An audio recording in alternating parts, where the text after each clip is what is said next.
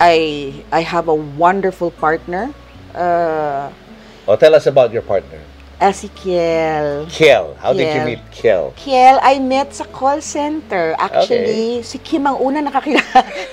Now, she was introduced to me by a friend of ours. Prior to this, actually, nung naloko ko, sabi ko, parang ayoko na ng lalaki. Okay. Yun, dun siya nagsimula. So, prior to Kiel, meron pang ibang relationship. Bad din. Na straight. Mga bad din. Bisexual. Mga bad din sila. Okay na. Dito ka. Kakabit ko yung microphone mo. Puno ka ng Yan. amoy ng dogs. Puro dogs ke. Puro dogs. Di bale? That's part of my clothing naman. Ano ka rin? Call center, no? Yeah. So, nung bata ka pa, napapanood mo siya? Well, Kilala mo siya na siya si... nakilala ko siya dahil sa grandfather ko. Dahil? Ang grandfather ko, teka lang if I'm not mistaken, but I'm not gonna mention it anymore. Nag-accountant ang grandfather ko sa isang... Basta palagi siyang may mga calendar ng mga models. Okay. So, naalala ko, may time na White Castle. Ito yung nakita ko na poster na nandun sa may aparador ng lolo ko. Sabi ko, uy, maganda yan. Thank you. Maganda na, sexy Ikaw nga, pa. lagi mong kasama sa Sabi ko, maganda to. Yun lang, sinabi ko, pero White Castle nga. Kaya nung sinabing, kilala mo Ay, sila, ikaw ganon. Garte. Ay, yung beauty queen, naalala ko bigla. Yung may kabayo na puti. Ito nga yun, no? Saan mo naman ako itong poster na to? Kilay ka to galing. Natago niya. Oo. Grabe. Puto. Itong isa. Same lang yan eh. Because I guess it's the same year. Sabi, may friend ako, nakasamahan ko sa trabaho, sabi niya sa akin, Kel, may papakilala ako sa'yo. Sabi niya, kilala mo si Laika Ugarte? Sabi ko, yeah, yung beauty queen. Labang ko pa, no? Yeah, yung beauty queen. Tapos sabi ko, wag na. Sabi kong ganyan, masaya naman ako sa buhay. I came from a painful relationship then. Pero part of those, may fault din ako. So sabi ko, I just wanna be an option. Okay lang ako na ganito, long distance relationship. Sige na, okay na sa akin yung ganon, parang hindi painful. Longingness, nandoon, pero at least wala akong obligasyon. Kinulit na naman ako the next day. Sabi sa akin ng friend ko, napapakilala ko sa'yo. Cool naman siya. Sila ikaw, Ugarte. Sabi ko, pre, baka high maintenance, pre, simpleng tao lang ako. Uy, sabi niya, hindi ganun yun, mabait yun. And she's cool. Sige nga, pasilip ng Facebook, tignan ko. Oo nga, no. Pe, sabi ko, mamaya gumagamit lang ng Facebook. Sige, kakalkalin ko pa. Ganon. Parang ako pa yung sigurista eh, no? Kapal ng mukha ako. Pero deep down, interested ka. Kasi syempre, bata ka pa, kilala mo na siya. Nung nakita ko, oo nga, siya nga. Siya nga. Tinahihiya ako ngayon, sabi ko, hala, paano ko ba? Nahihiya talaga akong i-add siya. I don't know how it happened, na paano ba tayo nag-addan? Nakalimutan. Ako nag-add sa'yo. Yeah. In-add niya ako, but for a simple reason, she shared her website. So I would know her more. Sabi ko, oo nga, siya nga to. Ang ganda talaga. Ito na nga, sabi ko pa. Pero you know, pagiging maganda niya is just part of paano ko siya minahal. Laika Ugarte kasi is really a very smart woman. Obviously. Doon ako na-impress. Marami naman akong ka-relationship. I'm not saying na hindi sila smart, but she's really far different from them when it comes to, you know, reasoning. Ito talaga, totoong buhay to. Meron siyang itatanong or magtatalo kami. Talo. Lagi niyang sasabihin, you're not answering my question. Alam mong gagawin ko, tatalikod na lang ako. Sasabihin ko, nakipag-usap na naman ako sa abogado, sa judge. A simple answer lang ang kailangan ko. But you know, you learn from her. You learn from her a lot. And I admire her wisdom being a mother as well. So, pagka, sometimes, alam mo naman, no family is perfect. Pagka meron mga, you know, I ask her opinion sometimes. Sasabihin ko, baby, mali ba ako? Mga something like that. And she has never been biased. Pag mali ka, mali ka. Sasabihin niya, alam mo, mali ka, ganito, ganyan. And then, kami naman, pag nagtatalo, maririnig niya, malakas ang boses. And then at the end of the day, pareho na kami. Sabi namin, nung bago-bago kami, we will not sleep na magkaaway tayo. Pero lately, matutulog kami na, na hindi na lang nag-usap. Kasi pagod na. But we always wake up, ganito kami. Nagtalo ba tayo kanina? Parang hindi ko naman naalala. Siya, sasabihin niya sa akin, "Hey baby, good morning." Ako naman, pag naalala ko ng bigla, kanina meron kang inano sa akin na, "Good morning." Pero ako na rin yung lalapit sa kanya. Sometimes, saying sorry to her, hindi mahirap. Isang kiss lang, definitely yung anak niya, alam niya. Siya rin ba ganun sa'yo? Madali di ba siya mag-sorry? Parang one-sided to, narinig ko You'll never hear sorry from her a lot of times. But, she's making up with little things. May coffee ka na, baby. Naku, habang nagtatrabaho naman ako ng kanang, mo lang ako naalala. O kaya, baby, I love you. Palang ganun lang siya ng ganon. So, and sa kanya ko naramdaman yung whatever happens, may ups and down naman, every relationship. Ang lagi ko nasasabihan, yung anak niya, si Kim, alam mo yung nanay mo kanina, ganito, ganyan, naiinis na ako, ganito, ganyan. Ay nako tita, ganyan lang naman kayo, paulit-ulit lang naman yan. Ganun lang siya, alam mo, love, ganyan lang yan, sabi mo lang yan. Sa kanya ako nagsasabi, pagka may time na hindi ko muna siya masagasaan, siyempre kung busy siya, hindi, it's not the appropriate time for her na sabihin ko, kasi may time na ganyan si Laika. Hindi ito yung time na you talk to her na may problem. Parang kukondisyonin mo muna siya, parang ganon. Hindi ko naisip na, well, siguro, temptation sometimes na, ayoko na, bakit ganyan? Pero the actual thing of living the relationship, ay talaga eh. Sabi ko nga sa kanya, alam mo, we're partners, we're sisters, we're best of friends, lahat yun, ingredient ng relationship namin. It's not just, being partners. We talk as friends, we talk as colleague, we talk as sisters. Maganda yung relationship namin. It's hirap iwanan. Hirap. At saka, one thing more, mahal niya yung parents ko. Yun ang tinignan ko. Likewise, siya rin, mahal ko rin yung mama niya. Kakampi ko yun. Kakampi ko yung mama niya.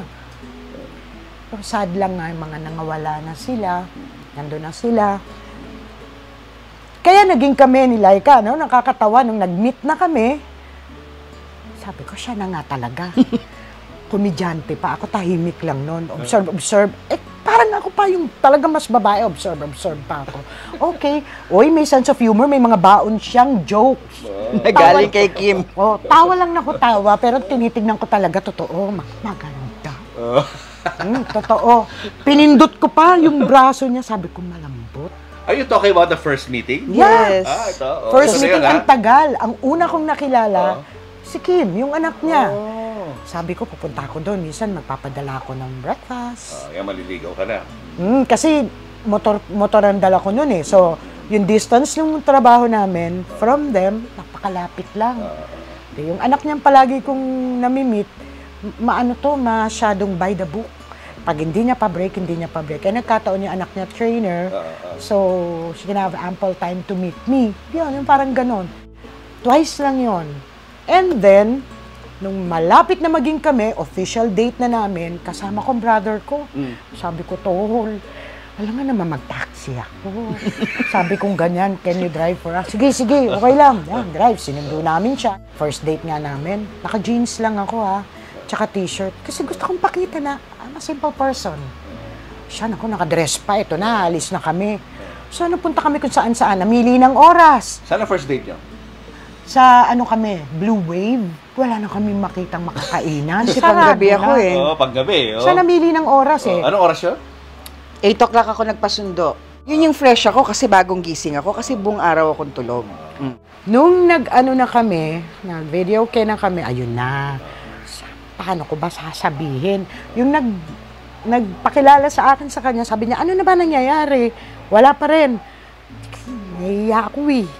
Tapos, nagsalita siya. So, sabi niya, I want you to be honest with me. If you want to play around, just tell me. I can play. But, you know, if you're serious, don't break my heart. Do not break my heart. Sabi ko, I won't. I won't. Sabi ko, promise. Sabi ko kasi, mahal na kita eh. First date pa lang to?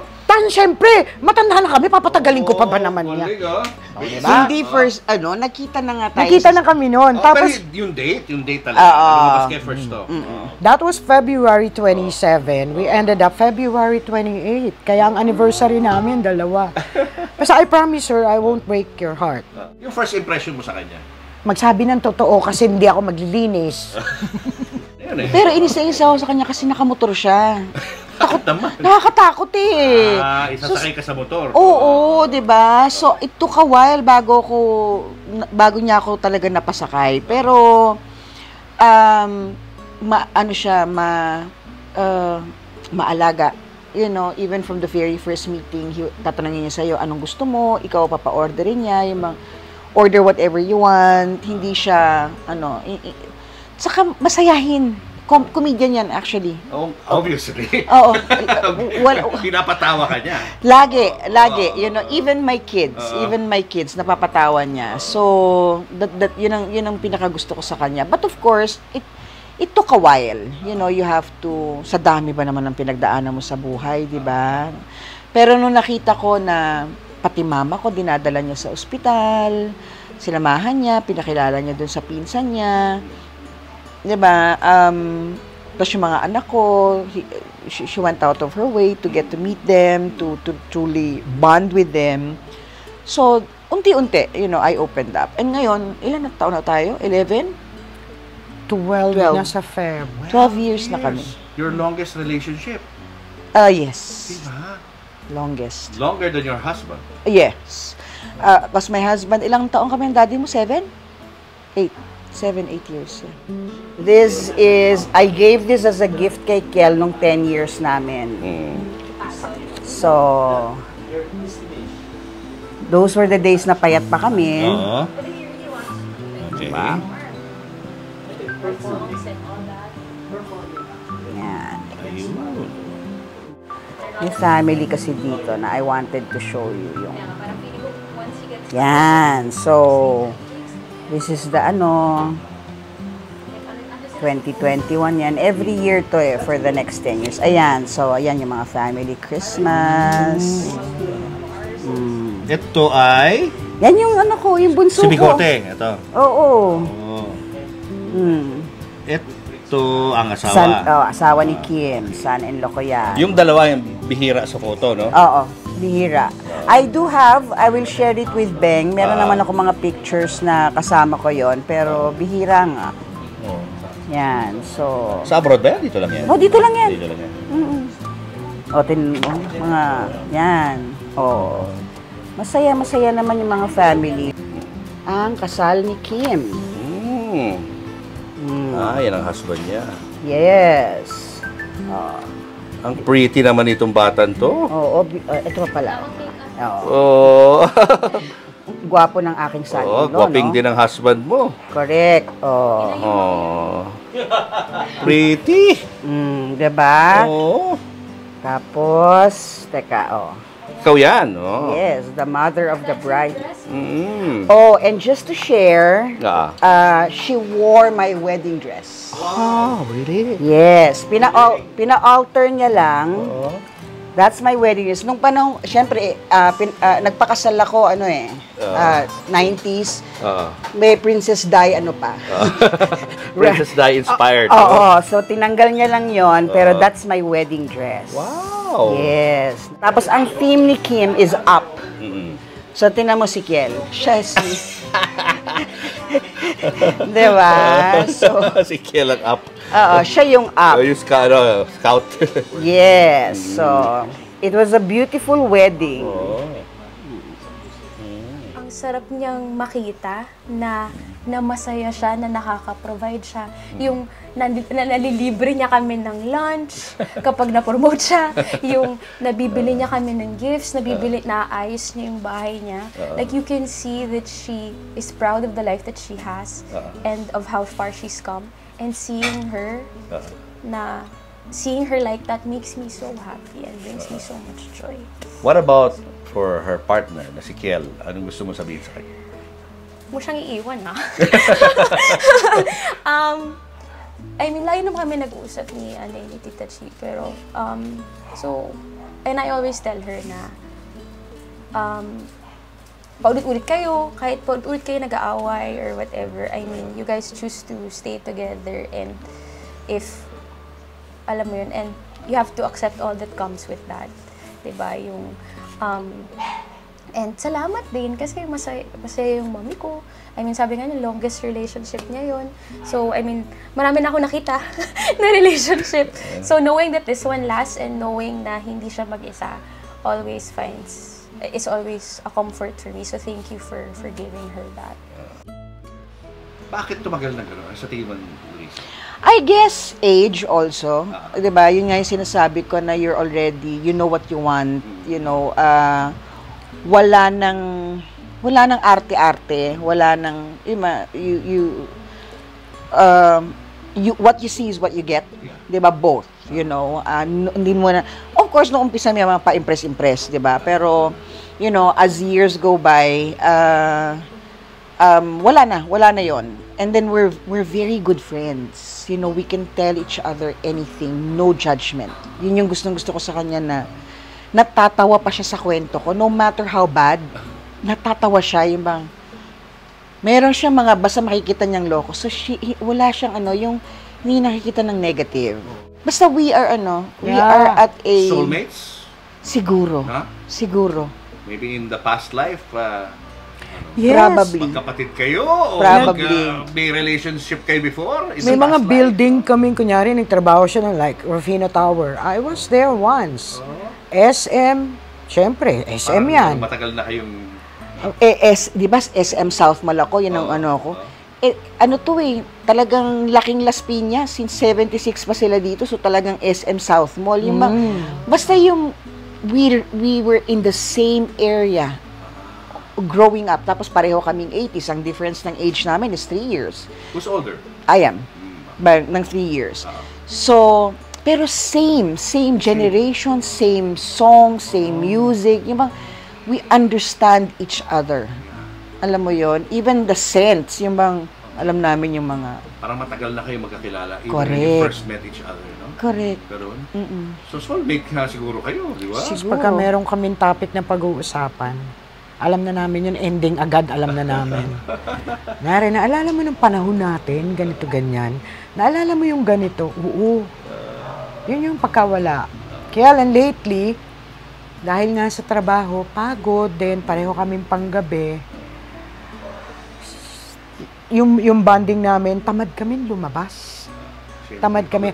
Noon, pagka day off kami, sige date tayo. Pero dito lang kami sa loob ng bahay, magde-date. Iinom kami, ganon. Pagkatapos, wala na. At least, mapano man tayo, malasing man tayo, we're safe, we're home. Andyan si mama. Pero, hindi na ako pwede uminom. So, kailangan give up na rin siya. She almost died recently. Huh? Yeah. Because of? She has end-stage liver cirrhosis. 40% na lang, pero this is the non-alcoholic. So, Don't know. 40% na lang ng liver niya ang nagpa-function. Biglaan lang din yun. Di ko rin alam. 9 days kaming nasa ospital noon. Kasi dapat silang makakatrace noon by blood. Wala naman. Hindi talaga siya alcohol. But I guess siguro yun ang contribution ni diabetes. You do not die of diabetes, but the complication na ibibigay niya. Pero, ayun ang na-contribute niya. So, wala na talaga kung anong gagawin ng mga anak nila if we celebrate Christmas or whatever occasion. Pagka may mga wine sila, naiinggit ako, honestly. Naiinggit ako. Kahit nga yung mga doktor ako nagagalit na siya, Doc, kung bumaba ang blood sugar ko, pwede ba akong uminom? Doc, konti lang. Bakit kasi dati pwede? Doc, konti lang. Hindi pwede. 10%. Wala akong nakikita 10% na alcohol, laging 20. Once lang, Doc. Sparkling wine na lang, Doc. Sugar mo. Tubig na lang. Soft drinks hindi pwede. Hindi. So, Pero yun, I'm yun glad naman, kahit nung ano ko, hindi naman ako ma-soft drinks, pero siguro yun na naging simula eh. Kakainom ko nung green Mirinda. Favorite ko yun. Akala ko hindi ako magiging diabetes. Diabetic. Ano siguro, sa family mo rin siguro. Yeah, it runs in the family as well. Pero sa mother side, wala. It was my choice. Pero no turning back. So, lagi kaming takot. Kaya pagka may sinabi ka kay Laika, kunyari, sama ng pakiramdam ko ngayon, tatakbo na kita sa ospital. Yan ang lagi niyang word. Kasi a small infection can kill her. Ganun ka delikado. Nahihilo ko, tatakbo na kita sa ospital. Lagi lang yan sinasabi yan. So, bakit nagtatrabaho ka pa rin kahit I'm okay. I'm physically fit to work. No? Pero yung oras mo, di ba, medyo alanganin. Naku, yung supervisor ko, may utang pa ako sa kanya medicine. But anyway, sinuggest na nga ng doktor ko to work in the morning. Only because I have to regulate the medicines I'm taking. Baka kasi yun ang problema. Kasi pagka nga panggabi, hindi ko alam. Ang tagal ko na sa BPO industry. Pero hindi ko pa rin maasunod yung pagising mo, yan ang umaga mo. So yung hindi pa rin eh. Tapos pag nagutom to, out of the blue, maiiba rin yung ano ko. Kaya nga nagagalit siya sa akin. Minsan hindi mo nararamdaman gutom na ako kasi alam mo, Julius ako. Offer me food. Thank you. Kakain ako. Wag mo akong offeran. Hindi kita hahanapan. Mas gusto ko matulog. Ganun ako. Pero taman laki ko. Pumayat naman ako ng konti ngayon.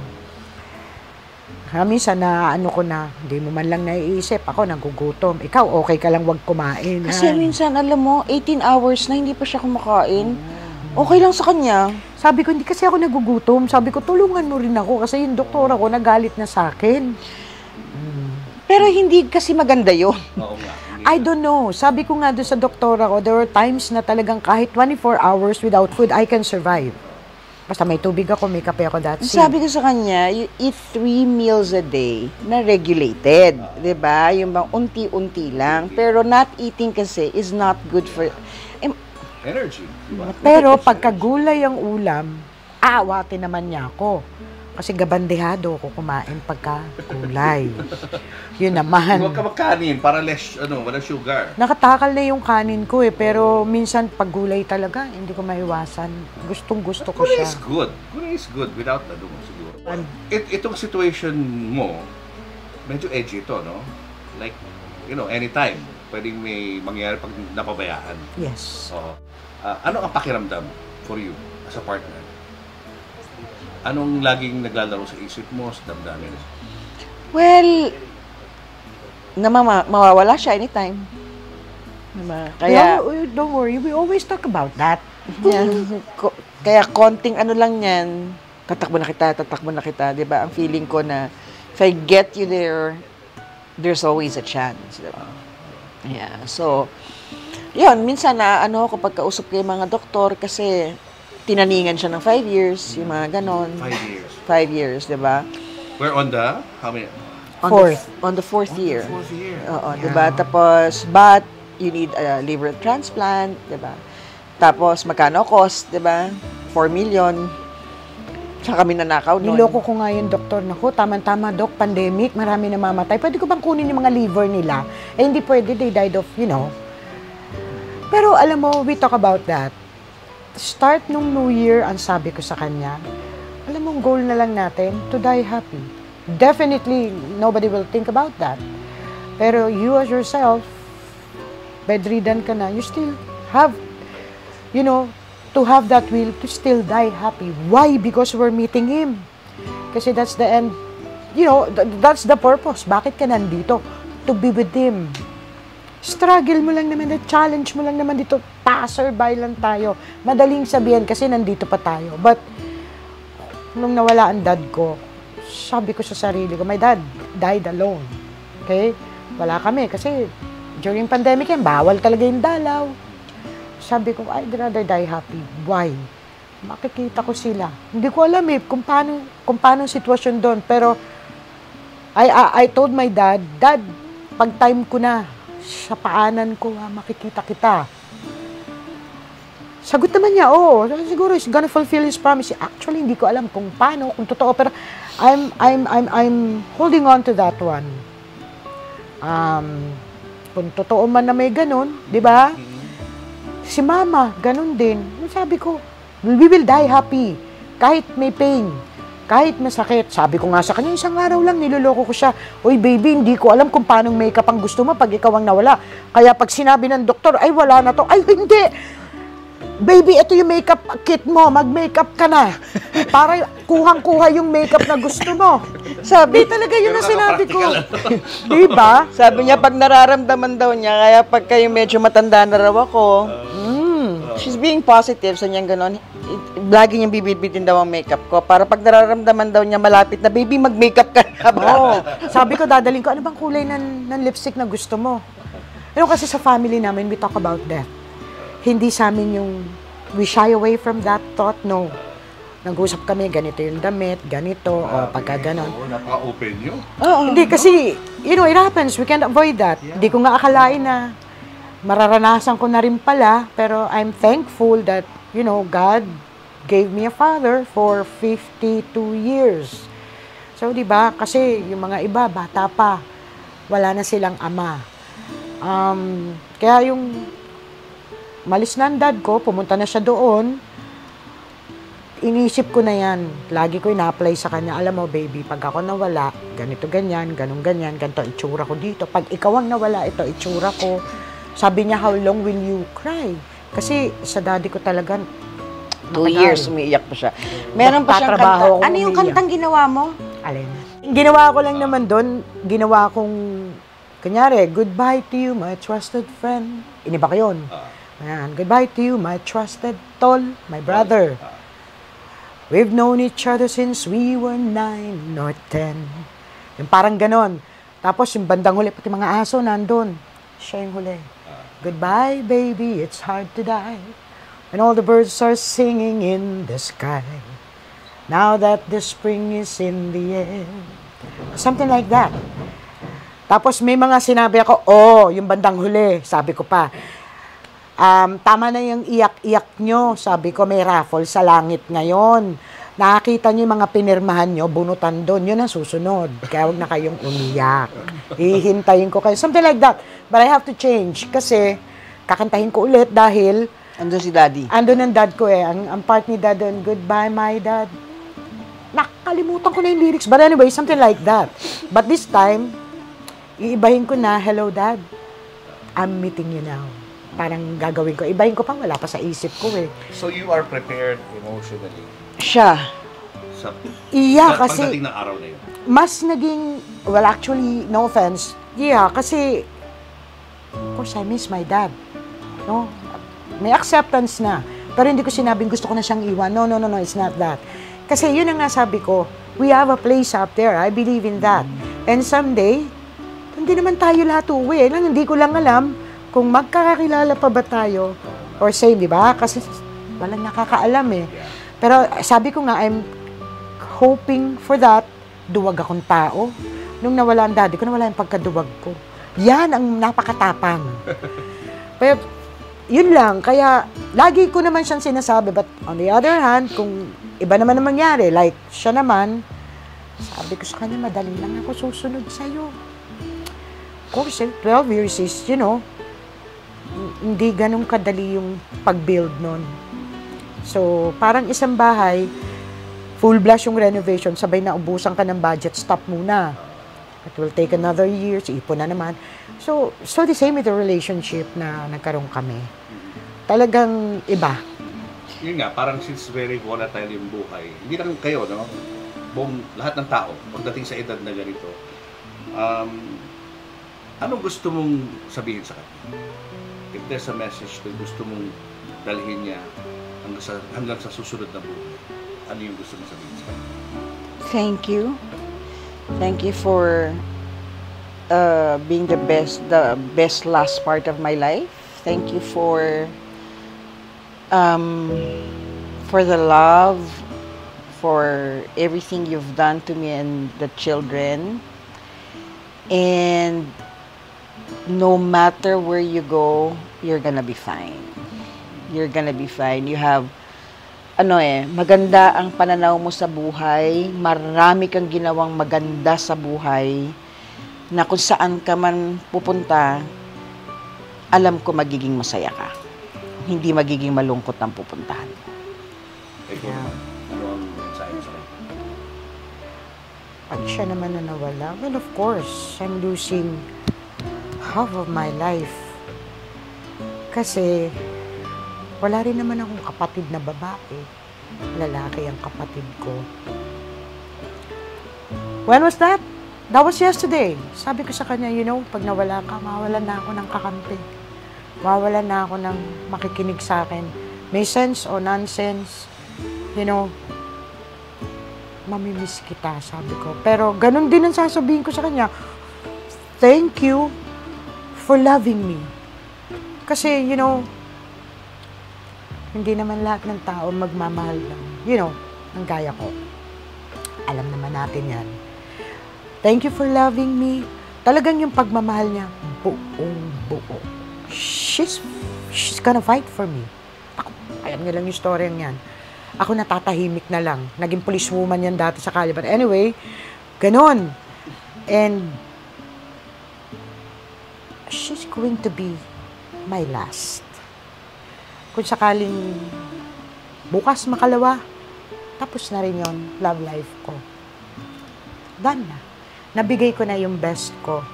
And hindi ko na yatang kayang ibigay pa sa iba.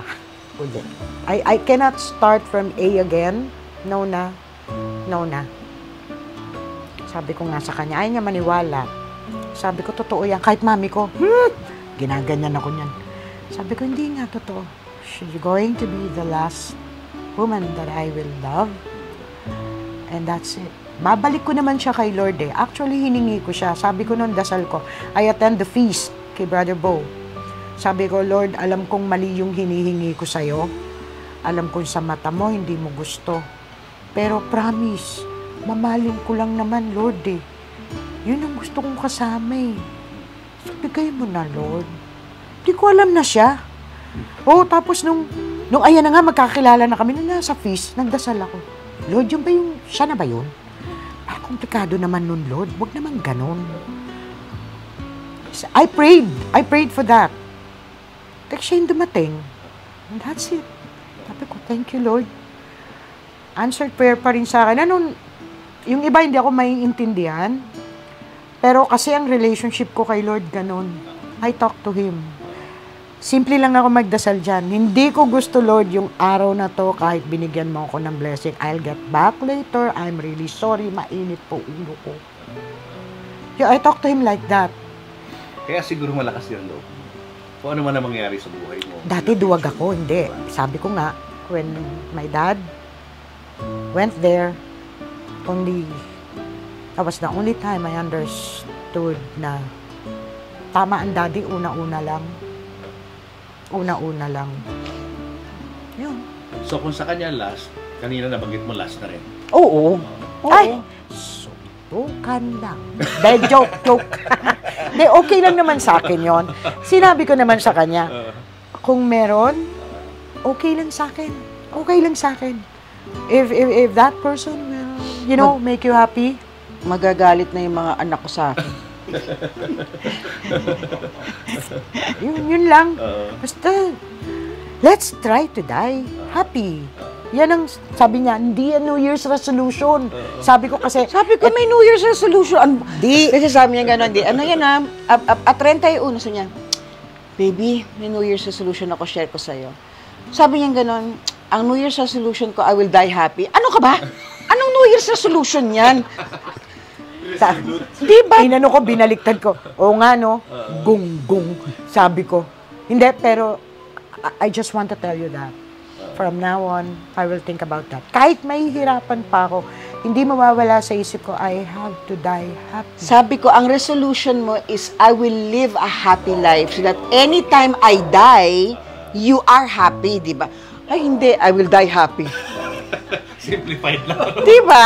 Sabi ko sa sarili ko, pagka yun ang gusto ko, kailangan, pag nainis ako nung gabing yun, kailangan dapat peace ako matutulog. And of course, the people around me will also help me achieve that. Basta yun ang ewan ko, Well, yun as ang long as naisip you're ko. living now, diba? And you're strong, Yeah. that means you're blessed. Yeah. Yes. Diba? Don't focus on the negative na ito na yung last day mo. Diba? Hanggat humihinga tayo rito sa mundo. Exactly. Blessed Tama. tayo. Anyway, thank you so much for sharing your Thanks. stories. Ang Yes. ganda-ganda. Ang dami natin na-inspire ng mga tao ngayon sa ating YouTube channel. I'm sure ganyan din sila minsan nasa dilim. Pero sa kwento ninyo, nagkakaroon ng liwanag. Nagkakaroon sila ng mga ideas kung paano pa mabubuhay ng mas matagal sa mundo nito. Happily. Yes. Thank you. Thank you so much. Thanks, Laika. Julius. Thank Yeah, you. you're welcome.